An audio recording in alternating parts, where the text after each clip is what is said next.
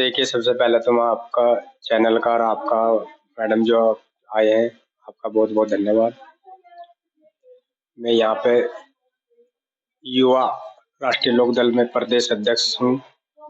जयंत चौधरी जी द्वारा मुझे यहाँ पे प्रदेश की युवा की कमान दी गई है और हमारी पार्टी का जो उद्देश्य है, वो मेन युवाओं, बेरोजगार, किसान, मजदूर, शोषित, उनके लिए हमें पार्टी के लिए काम करना है। सबको मिलजुल कर, उनको जोड़कर पार्टी को आगे बढ़ाने का काम करेंगे और आने वाले समय में अगर लोगों ने हमारे पे विश्वास जताया और हमें इस लायक बनाया, तो हम किसान, मजदूर और युवाओं के लिए खासकर काम करेंगे।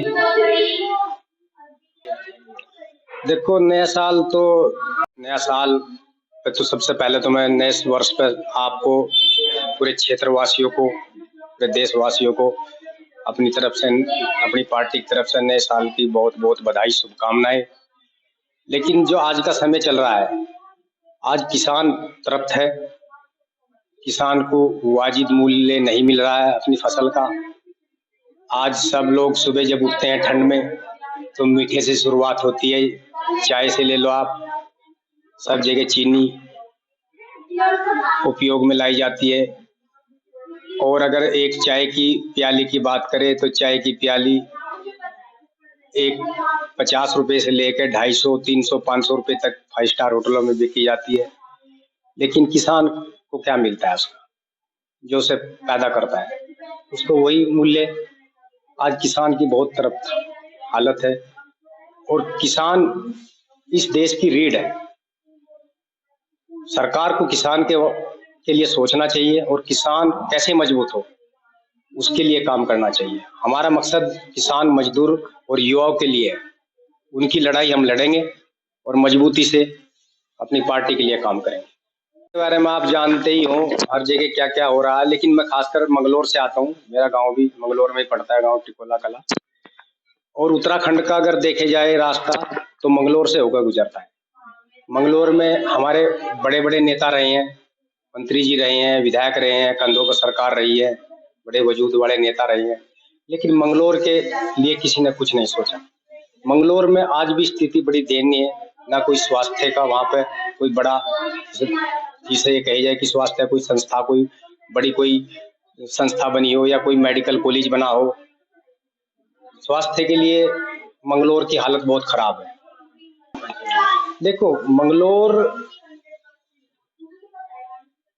के लिए अगर देखे जाए, मंगलौर की जो भी राजनीति रही है, मंगलौर में सबसे पहले जो अगर देखे जाए, तो यहाँ पे बेरोजगारी बहुत है, स्वास्थ्य की बहुत ज्यादा कमियां है, शिक्षा के, बेरोजगारी के बहुत ज्यादा स्रोत है। आज भी मंगलौर की स्थिति है कि एक समय खा के दूसरे समय की लोगों में आस नहीं। आज भी मंगलौर में बड़ी दयनीय स्थिति है। तो हमारा मकसद यही रहेगा कि अगर हमें सब पार्टी ने कि हमें, अगर लोगों ने हमारे पे विश्वास जताया, तो खासकर हम अपने मंगलौर के लिए अच्छे रोजगार, अच्छे स्वास्थ्य के लिए काम करेंगे।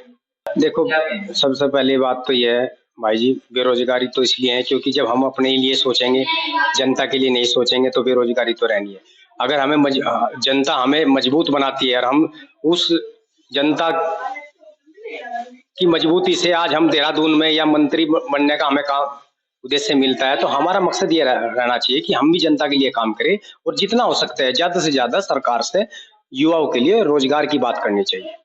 देखो, कृषि का तो यह है, किसान लग ही रहा है, किसान को वाजिब मूल्य तो मिल ही नहीं रहा। पेस्टिसाइड बहुत महंगी हो चुकी है, खाद के रेट बहुत बढ़े हुए हैं और किसान तो अन्नदाता है, उसका काम तो हमेशा देने का है। वो तो जब कम में भी रहेगा तो तब भी देने का ही काम करेगा। रही अगर हम किसान को मजबूती से, किसान के लिए अगर देखे जाए, अब की बार दिवाली निकली है, दिवाली पे किसान क्या क्या रहा, क्योंकि किसान को उनका मूल्य नहीं मिल पाया, बकाया भुगतान नहीं हो पाया, तो अब की बार त्योहार भी इतने खास नहीं मनाए गए। नहीं, देखिए, मुआवजा गवर्नमेंट ने जो किसानों को मिलना चाहिए था, उस लेवल से गवर्नमेंट ने किसानों को मुआवजा नहीं दिया।